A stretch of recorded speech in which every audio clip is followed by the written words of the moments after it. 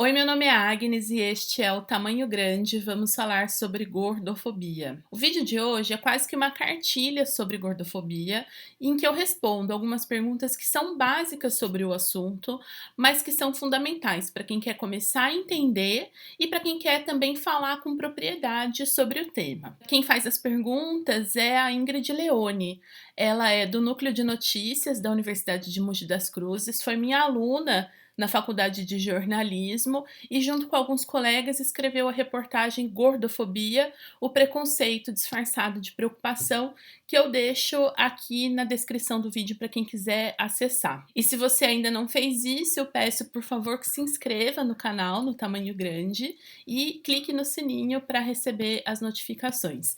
Lembrando que esse material ele também está disponível no formato podcast. Tem a conta no Instagram, Tamanho G Grande, que dá um pouco mais de continuidade e posta outros conteúdos referentes à pesquisa O Peso e a Mídia, uma alta etnografia da gordofobia sob o olhar da complexidade. Vamos lá, então? E acho que seria interessante, antes de falar de gordofobia, a gente falar o que é ser uma pessoa gorda e o que é ser uma pessoa obesa. Tem uma diferença prática, né? Teórica e prática.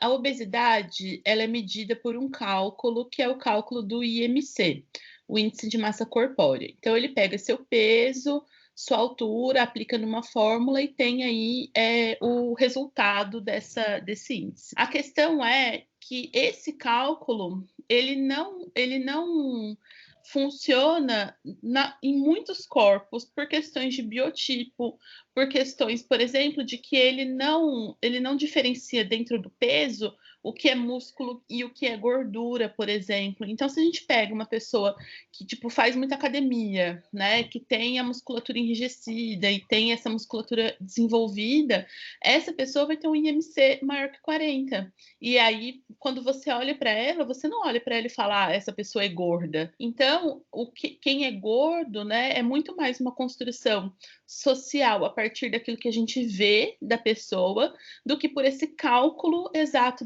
da obesidade que é tirado pelo IMC.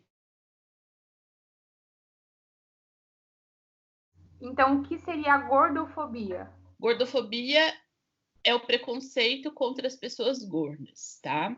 É, mais do que isso, eu digo que é o preconceito contra a imagem da pessoa gorda.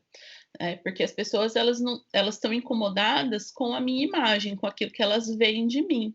Então, por isso, elas me tiram de determinados espaços, da maioria dos espaços, não me permitem socializar, não me permitem conviver, não me permitem trabalhar, porque elas não gostam da imagem que o meu corpo tem e do meu próprio corpo também. Tem muitas hostilizações pelas quais a gente passa ao longo da vida da gente, né, que determinam os nossos comportamentos.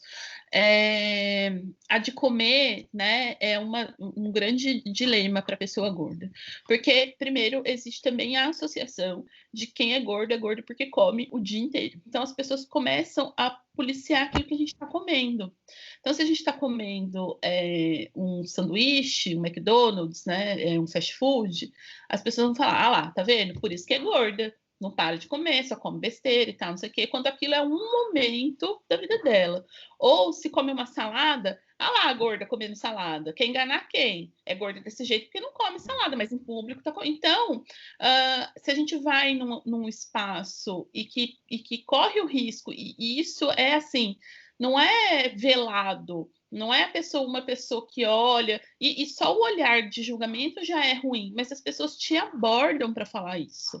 Elas se sentem, a pessoa não te conhece, ela se sente no direito de ir falar alguma coisa para você. E é isso que as pessoas fazem, sabe? É exatamente isso que as pessoas fazem, sem conhecer a gente, sem ter dado a menor liberdade, porque todo o sistema ele se coloca nessa condição de condenar a pessoa gorda. A gente deixa de ir nos lugares para evitar passar por determinados constrangimentos, deixa de ir nos lugares, deixa de fazer as coisas, deixa de aproveitar uma refeição, por exemplo, que qual o problema disso, né? Problema nenhum. Como que toda essa culpabilização e tudo isso que você sentia afetava as suas relações com as outras pessoas? E eu acho que tem uma série de elementos, as pessoas não reagem igual às coisas, né? E os meus mecanismos, pelas minhas vivências, pelas minhas experiências e por quem eu sou, me levaram a ser muito fechada, né? Eu sempre andei por aí com uma cara emburrada, né?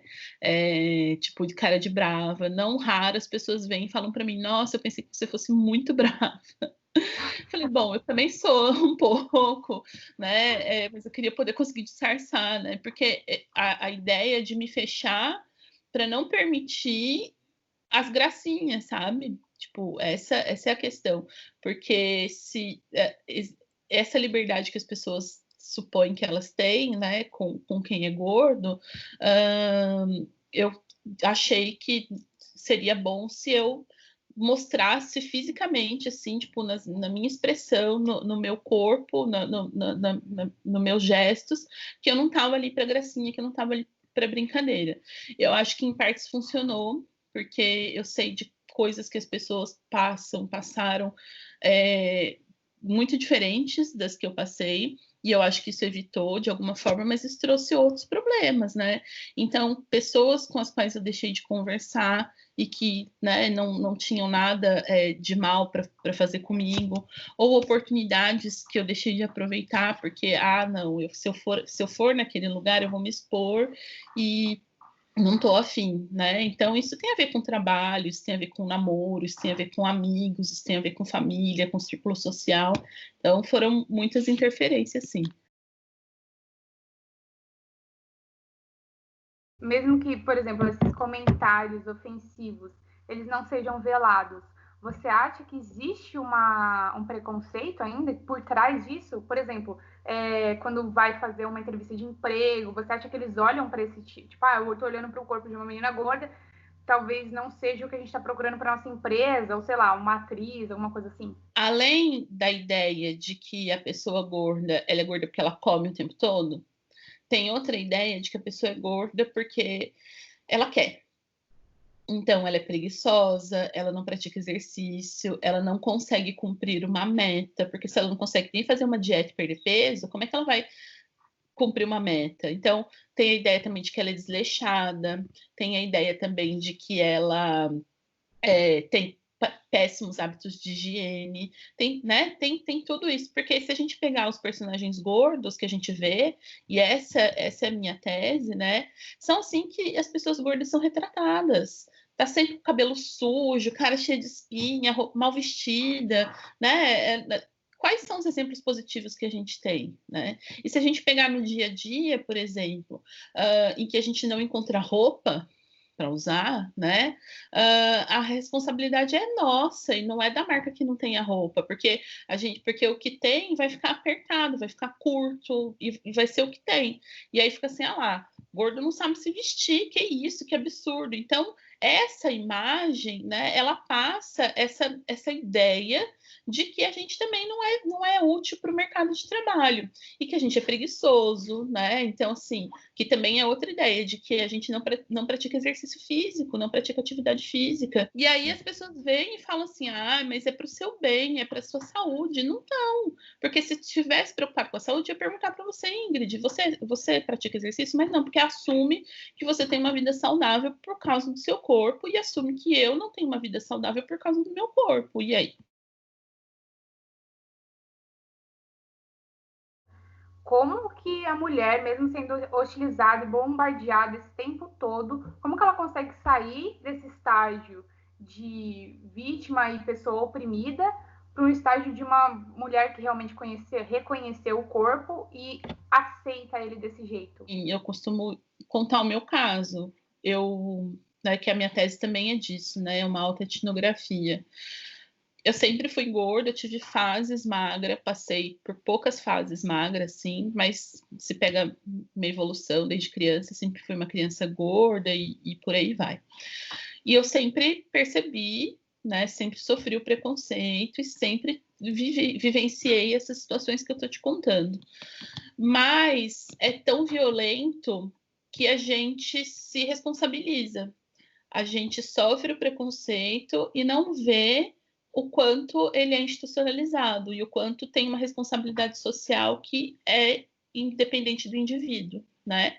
Eu só fui ver isso, sei lá, uns 6 anos atrás, né? Que, enfim, observando o que aconteceu com uma amiga minha. Quando eu vi o que aconteceu com ela, eu entendi e que ela não estava errada, sabe assim? Tipo, eu vi o que a minha amiga sofreu e que ela não estava errada, né? Não era ela, não era a responsabilidade dela o que tinham feito com ela. E aí eu falei, aí, sabe assim, nossa, gente, realmente.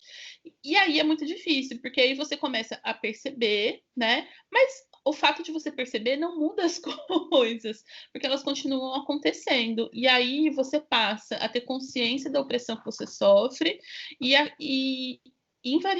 tipo, eu não conheço ninguém que percebeu e se calou, né? E aí a gente já, de um momento para o outro, a gente começa a falar sobre o assunto e começa a militar sobre o assunto, né? Então eu tenho uma pesquisa que é militante, por exemplo, a minha pesquisa ela está a serviço da militância e vice-versa, tem um imbricado, porque é uma denúncia, né? O que a gente fala, o que a gente faz, é uma denúncia de um sistema que oprime a gente há muito tempo.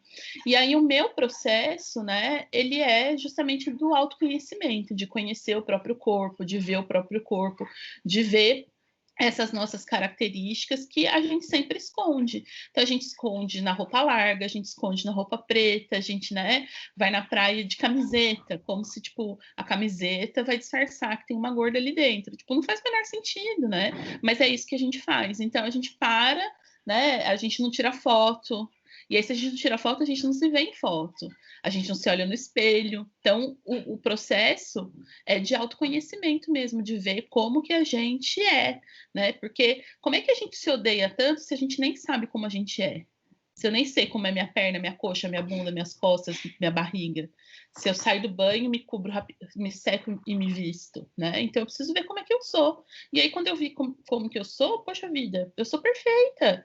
Tenho, né, cabeça, pescoço, tronco, membros, todos os dedos, todos os órgãos, tá tudo aqui. O que tá errado, né? Não tô entendendo o que tá errado. E aí a gente passa pelo autoconhecimento à autoaceitação. E não é aceitação porque, apesar de eu ser assim, eu me aceito. Não, eu me aceito porque eu sou assim. De quais ferramentas ou canais você utiliza e quais atitudes para, por exemplo, bloquear essas críticas e acrescentar, agregar coisas positivas para conseguir fazer o processo de aceitação? As pessoas geralmente falam e geralmente faz sentido. A gente seguir, né, na mídia gente que tem um corpo parecido com a gente, né, e se inspirar nessas pessoas, porque representatividade é uma coisa que importa, tipo, muito. Então, se eu tô num processo de que eu só vejo corpos diferentes dos meus, do meu, né? Eu vejo corpos que são diferentes do meu, eu sempre vou ficar com esse sentimento de inadequado. Então, tem muita gente gorda fazendo um processo muito bacana, assim, que não é fácil de se expor, de expor seus corpos, de expor suas rotinas, para que ou pessoas como eu se inspirem, né? Então, tem um perfil, né? Eu tenho o tamanho grande, que eu discuto isso um pouco mais academicamente, né? Então é tamanho G grande no Instagram, e tem o Pesquisa Gorda, que fala com essas outras pessoas. Quem são essas outras pessoas? Em quem elas se inspiram? O que os corpos são capazes de fazer, né? Então, essa ideia, por exemplo, do exercício físico, não como uma punição, mas como uma celebração daquilo que meu corpo é capaz de fazer. Então, mudar essa chave, né? Procurar outras referências que não as que são divergentes das nossas, né? Da nossa, mas que convergem com a nossa própria experiência.